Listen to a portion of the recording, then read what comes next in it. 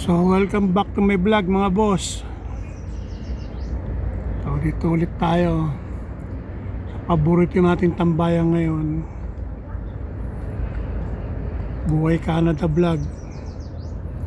Siyempre dito tayo sa Canada. So may nag-comment sa video natin, maswerte daw tayo nandito sa Canada. So pangarap nila na mag-Canada rin. Ay, maganda yun. Kasi sa Pilipinas, wala na. Puro korupsyon sa Philippines no? Puro korupsyon yung mga politician. Tapos pag nagbigay ng ayuda, pahirapan pa. So kaya mag-Canada ka na, or mag-Amerika ka, mag-abroad ka. So kung hindi ka alis ng Pilipinas, kung madiskarte ka naman sa Philippines, aasenso ka gaya ng iba. Yung mga nagbablog, di ba? Nagninegosyo, nag-online. Kaya lang ingat lang sa mga scammer. Kaya maraming scammer ngayon sa online. So mag-vlog din kayo kung gusto nyo. Kaya yun yung iba. Walang masama gumaya, basta nasa tama lang. So ang ganda ng weather ngayon dito sa Toronto. Kahapon maginaw. Mainit naman ngayon. Tayo, nag-snack tayo. Meron tayong dalang chips. Hindi ko napapakita yung pangalan ng chips. Meron tayong drink. Nakaupo tayo rito, tambay. So ayun, 24-hour drive-thru. Itong fast food chain na to. Ewan ko lang rito kung pwede ka tumambay rito sa gabi. So ayan, daming ibon humuhuni. So yan lang kagandahan dito sa Canada. Nabubulol pa tayo. Makain kasi tayo. Kagandahan dito sa Canada, yung nature, no? Maraming puno, maraming may ibang klaseng ibon. Maraming yung mga bird watcher dito. So pag winter wala yan, yung mga ibon na yan. Spring season na Kaya maganda yung tanawin. So isa yan sa libangan ko. Panurin yung mga ibon na humuhuni. Wala naman tayong perang pan-travel. Hanggang dito lang tayo sa Toronto. Paikot-ikot lang.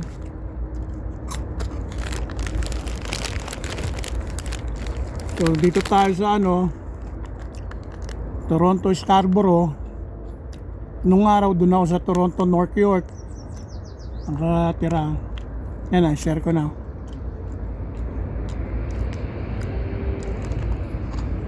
So na-share ko na rin mahal na mga rentahan dito ng mga basement, apartment. Grabe mahal ng bilihin, presyo ng bilihin. Kahit sa bansa naman kahit sa Philippines.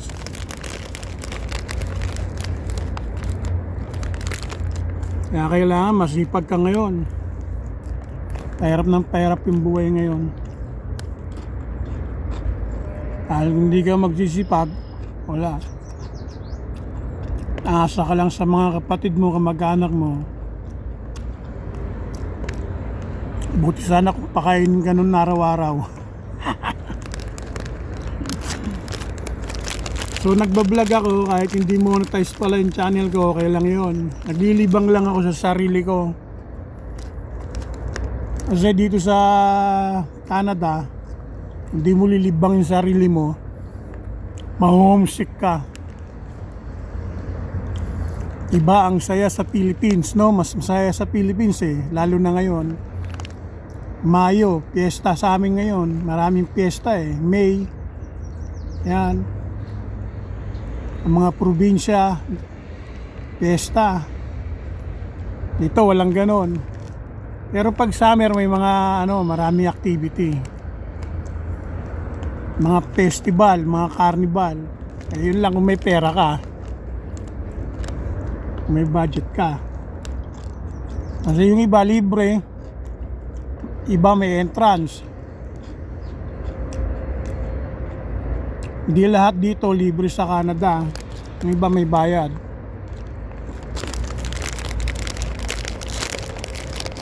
So,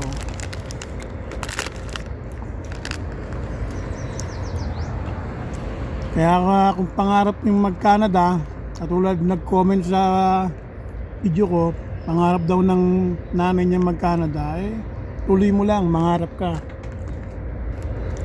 Walang masama mangarap. Kung ikauunlad ng pamilya mo,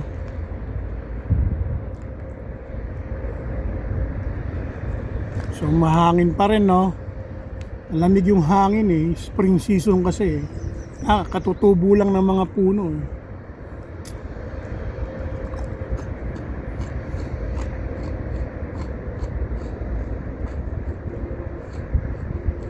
Umuya muna ako So pag summer dito mainit din. Kailangan may aircon ka. May heat wave din pag summer, sobrang init. So pag sobrang init, hindi ako lumalabas, baka may stroke ako. May edad na tayo.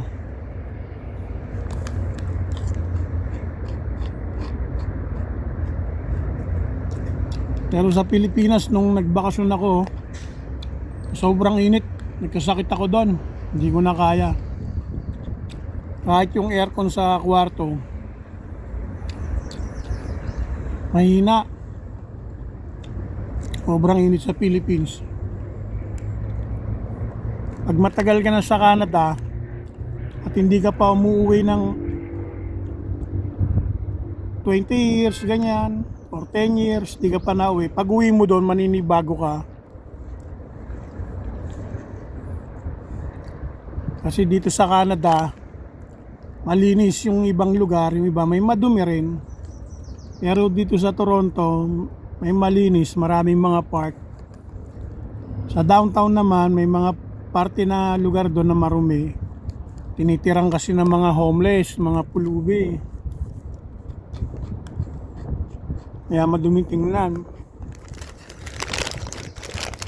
Ganun din, parang sa Metro Manila, may madumi, may malinis tingnan, di ba? Alam, may pitang batas dito. Pag madumi sa lugar, itawag mo lang ng 311, lilinisin yon. Kaya ang ganda malinis yung lugar.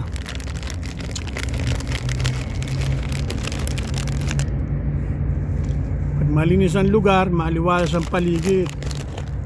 Ang ganda tingnan.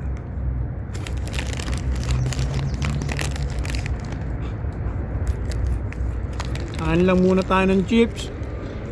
Inom ng cola. Alis na naman.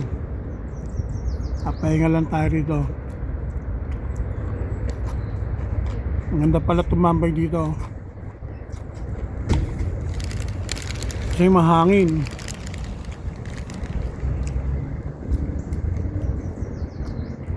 So, para makatipid ako, dahil wala tayong budget, bumili lang ako ng chips sa dollar store, Dollarama, isang cola. Hindi ko na sasabihin yung mga brand kasi hindi naman natin sponsor yan, sisikat pa lalo.